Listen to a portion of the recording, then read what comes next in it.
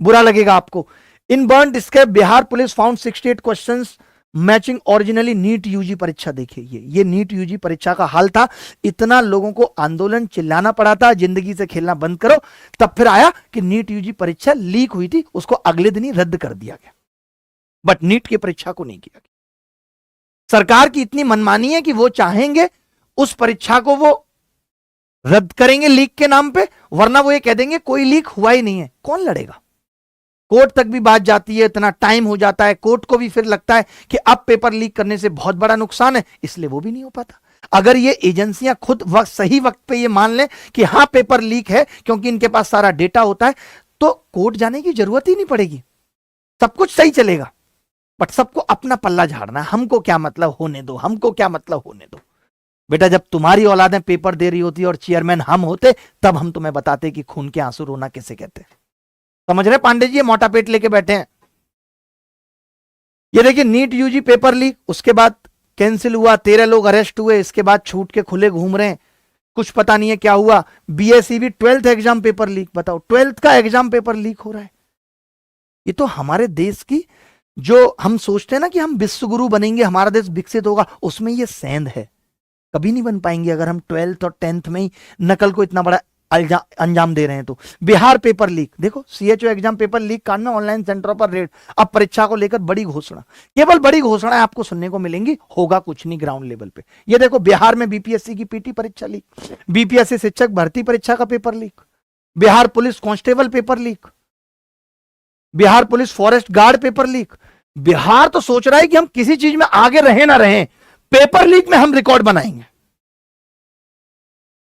और हम पे कोई उंगली ना उठाए, इसके लिए हम बार बार बीजेपी से मिल जाएंगे। बहुत बढ़िया साहब नीतीश बाबू। ये देखिए UP government cancel constable exam. ये भी बहुत मुश्किल से इन्होंने माना था कि पेपर लीक हुआ है, और बहुत दिनों बाद ये पेपर हुआ भी।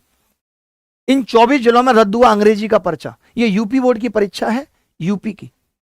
ये हाल है यूपी का। व्हाट्सएप पर लीक यूपी बोर्ड इंटर का पेपर, 62,000 से ज्यादा बच्चे नहीं देने आए एग्जाम। अब यही हाल रहा तो लोग एग्जाम देना छोड़ देंगे। उसके बाद आपने सोचा देश की क्या स्थिति होगी कि लोग 10th 12th ही नहीं दे रहे, क्योंकि मोदी साहब ने तो कहा क्या जरूरत है पढ़ने की। कोई एमबीए चाय वाला बन रहा है, कोई ठेला पकौड़ी वाला बन रहा है।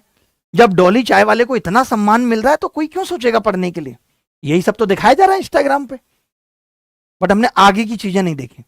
आगे देखिए UP police constable paper leak. Paper leak का बिहार कनेक्शन। यूपी में भी अगर पेपर लीक हो रहे हैं तो वहां भी कनेक्शन बिहार का है।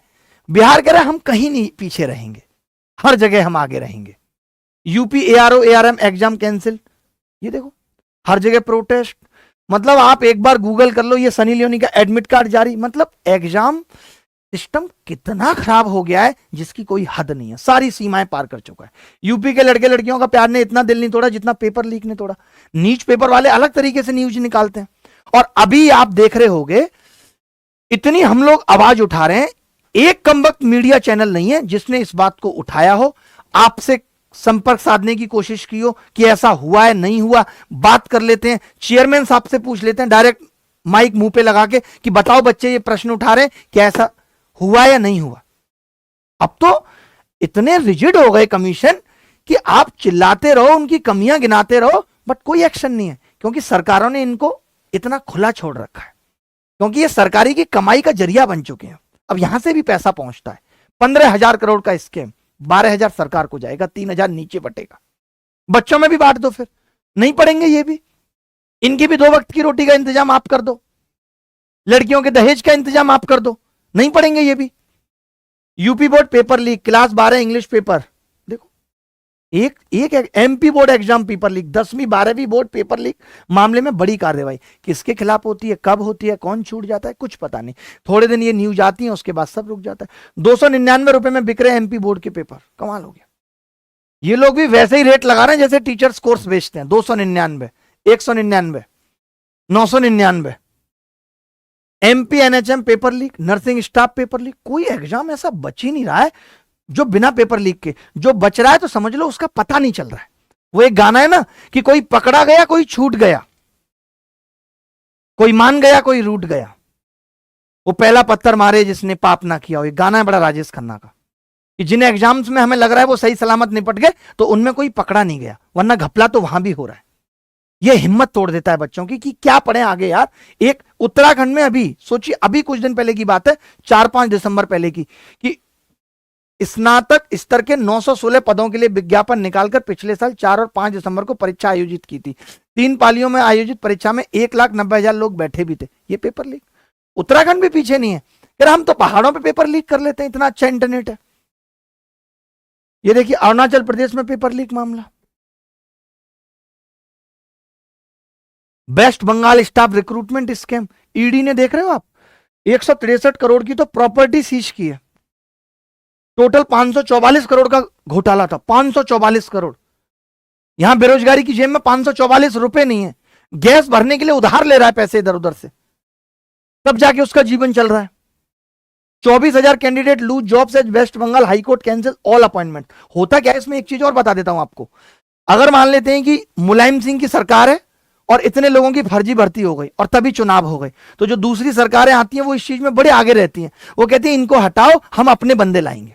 तो लोगों की अपॉइंटमेंट तक कैंसिल हो जाती हैं जब ये लोग चाहते हैं तब। एसएससी परीक्षा में पास कराने के लिए 10-10 लाख में डील। एक डील हो तो ठीक है, एक दिक्कत हो तो ठीक है, सर्टिफिकेट बनवाना इतना कॉमन हो गया है आजकल। मैं आपको बताता हूं, पहले आप वीएच का सर्टिफिकेट बनवा लो, विजुअली हैंडीकैप्ड का, उसके साथ अपना एक बंदा पकड़ के ले जाओ जिसको एसएससी निकालना आता है। वहां पे आप इतना अच्छा पेपर करके आओ कि आप जनरल की कट ऑफ क्लियर कर दो, क्योंकि डॉक्यूमेंट वेरिफिकेशन के टाइम पे आप कह दोगे कि मेरा बीएच का सर्टिफिकेट मिल ही नहीं रहा, आप मुझे जनरल के आधार पे भर्ती कर दो। बहुत बढ़िया स्कैम चल रहा है, बहुत बढ़िया घोटाला चल रहा है। बोलो भाई, गलत कह रहे हैं तो बताओ आप। ये सब चीजें कैसे सुधरेंगी, क्या इनका इलाज है? जब तक सरकार अगर मदद नहीं करेगी, सरकार की अगर जवाबदेही नहीं होगी, कमीशन की जवाबदेही नहीं होगी, मैं कोई देश का प्रधानमंत्री नहीं हूं कि इनको मैं गाइड करूं कि तुम ऐसा करो कि पेपर लीक नहीं होगा। ये तो तुम्हें देखना है। मोदी जी साल भर में 20 बार विदेश जाते हैं, वहां पे कैसे पेपर लीक नहीं हो रहे या कम पेपर लीक हो रहे, वहां से हम कोई टेक्नोलॉजी, वहां से हम कोई सीख नहीं ला सकते। यूजीसी नेट में होम मिनिस्ट्री ने यह हवाला दिया था कि यूजीसी नेट 2024 लीक हुआ और एक दिन के बाद पेपर कैंसिल हो गया था। अब एग्जाम का फेयर करना बहुत बड़ा चैलेंज हो गया है, बट सरकार इस पे कोई बात ही नहीं करती कि कोई ऐसा कड़ा समाधान निकाले। राजस्थान, उत्तर प्रदेश, एमपी, तेलंगाना, गुजरात जैसे बड़े राज्य पेपर लीक से ग्रस्त हैं। चुनाव होगा तो पार्टियां यही मुद्दा लेके आएंगी, इतनी रोजगार देंगे, हम भ्रष्टाचार दूर करेंगे, एक दूसरे पे आरोप लगाएंगे, लेकिन चुनाव खत्म होने के बाद सब मुद्दे खत्म। इससे तो यही लगता है कि ये नेता कहीं पेपर लीक माफियों के साथ एक साथ काम तो नहीं कर रहे मिलके, बताओ। और ऐसा नहीं कि सिर्फ जो एक कंपटीशन एग्जाम है इन्हीं में नकल हो रही है, आप देखो 10th-12th के एग्जाम लीक हो रहे हैं हर जगह, कोई स्टेट बचा ही नहीं है।